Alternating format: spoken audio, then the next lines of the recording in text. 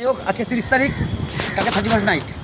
আর প্রত্যেকটা পড়াওয়ালাকে জানাই, সবার আগে জানাই অরুণ নস্কর, ডিজে অরুণ, ভালো থাকবেন দাদা।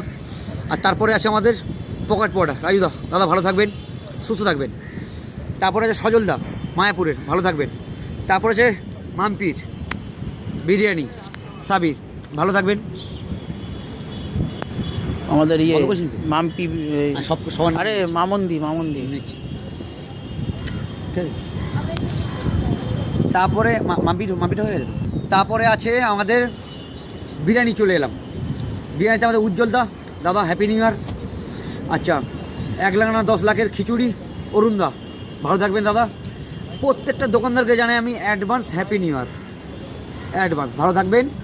মুন্নি পরোটা, এদিকে স্মার্ট পরোটা হাওড়ার সন্দীপ, প্রত্যেকটা দোকানদারকে জানাই আমি অ্যাডভান্স হ্যাপি নিউ ইয়ার দাদা।